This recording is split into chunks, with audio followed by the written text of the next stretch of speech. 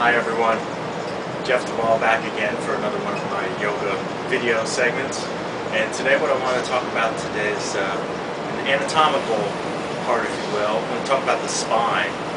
And this is a special little segment where we'll really get into the nuts and bolts of how the spine works. And we'll use that going forward when we start getting into postures of the practice. We will really be able to see how the spine plays such a vital role in everything that we do. And getting the spine in an optimal position is so essential to being in a healthy way of life, really feeling good about how we are and everything that we do. So the spine, really what it comprises is the back side of the hips. It starts all the way down in the tailbone. Coccyx is the back part right in the indentation of the back side of the pelvis. It's led up to with the sacrum, and then you have 5 lumbar vertebrae which have an indentation of a lordotic curve. So from the back side there's a little curve in of the lumbar spine, which is very important. A lot of us, as me as one of them, tend to have less of a curve in the lower spine, and it causes all sorts of residual issues. Then you have 12 thoracic vertebrae, right, which comprise all the vertebrae that are attached to the ribs. And then you have 7 cervical vertebrae, which account for the neck, all the way up to the top vertebra, which is called the atlas, which is right where the skull actually sets up on top. And so if the lumbar vertebra have this little lordotic concave shape, the thoracic vertebra take this, what do they call, kyphotic curve, where it actually curves in. But if you are too much of a curve in your thoracic vertebra, it's called kyphosis, and you see these people that they are hunched over and they're being in. It's really not a good way of being. It's not that these people woke up one day and they were hunched over. This is years and years of patterning of the body where time and gravity end up winning out. And then the head tends to, with gravity, tends to pull the head forward, and we lose, again, a little natural curve, just like the lower lumbar has a curve up. The vertebra of the cervical spine has a little curve up too. So what I wanted to talk about with the spine is that's the general lay of the land. But what I want to specifically talk about is one thing that we like to consider when we're talking about yoga and yoga postures and about the spine is you have little places in which you can send your energy and send your focus and your attention. We call them focal points.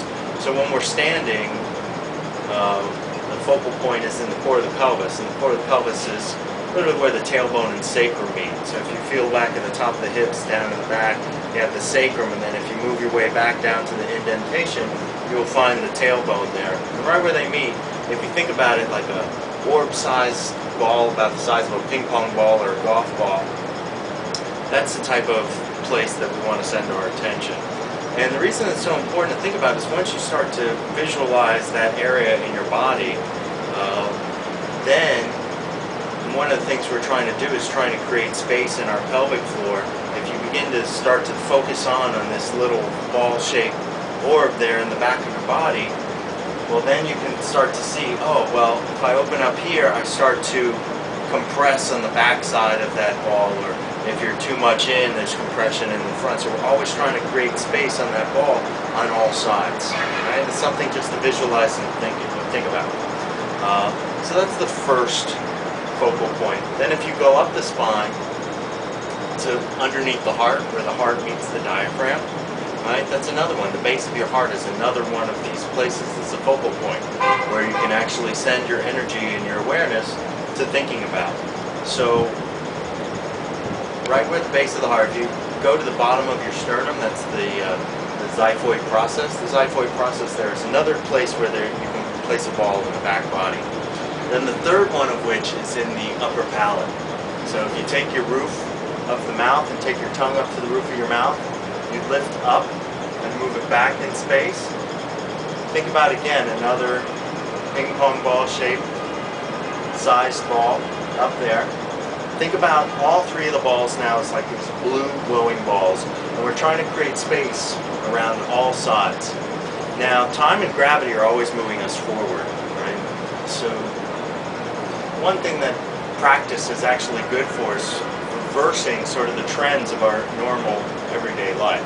So what we want to think about first and foremost is those three balls, core of the pelvis, the base of the heart, the upper palate, all moving back in space. And it's very difficult to do, especially initially, but because we're so used to the forward motion and movement in our lives.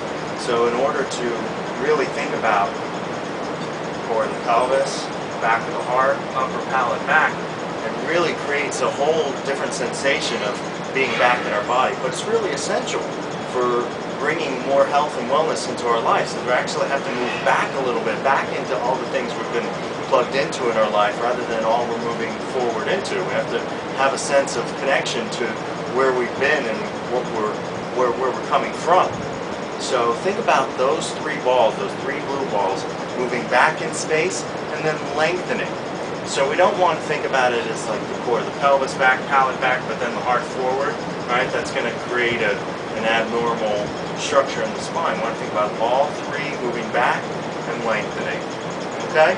So try that at home when you're sitting down or you're standing up or whatever you do. You're waiting for a meal at somewhere, you're in line for the movies. Just think about that, trying to create this imprint on your own self of these three focal points in the body through the spine of moving back and lengthening. It's just going to create so much space inside your body so that the energy from your nervous system can move through a little more fluidly. So that's a little bit about the spine today. Just want you to think about it and consider that, because it's so important to how we feel on a regular daily basis and how energy moves through, from the outside of the toes all the way up through the fingertips, all nervous impulses through the nervous channel, and the way that we align the flow of the spinal column, or what we call the Sushumna, actually plays a very important part in it all. So that's a little daily tidbit on the spine. Hope you find this useful. Check back, we're going to have some more videos for you, and we hope you have a good day.